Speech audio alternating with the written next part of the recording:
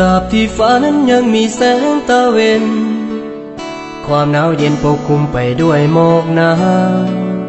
ชีวิตเปรียบเหมือนดังดอกหญ้ายามเสาเบ่งบานยามแรงแห้งเหี่ยวไปหยดน้ำค้างเมื่อสว่างก็จางลาการเวลาผ่านมาแล้วผ่านไปความรักที่ยังบ่สดใสจะผ่านพ้นไปเมื่อสองใจเฮาศรัทธาพออายบ่แม่นพาอินเป็นคนติดดินมีฮักมีสังดังคนทั่วไปก็ได้แต่หวังว่าน้องนั้นสิเข้าใจ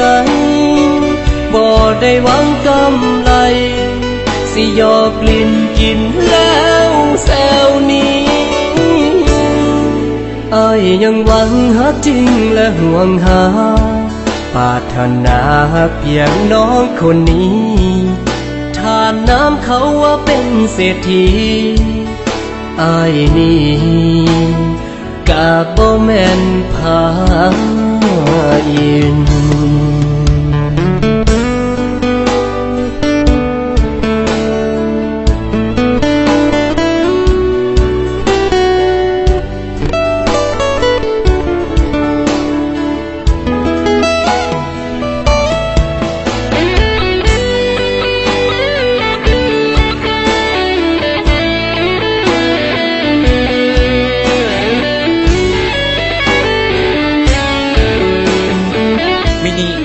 ต้นนะเจ้าบุจื้อค่อยหวาต้นพออายบ่แม่นพาอินเป็นคนติดดินมีฮักมีสังดังคนทั่วไปก็ได้แต่หวังว่าน้องนั้นสิเข้าใจบ่ได้หวังเจ้าบ่มีมินิค่อยกะฮักเจ้าบ่ได้ยอกลิ้นกินแล้วแซวนี้อ้ายยังหวังฮักจริงและห่วงหา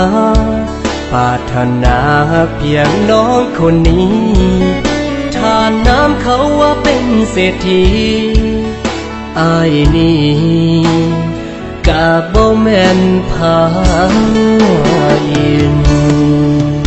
อ้ายนี่กะบ่แม่นพาอิน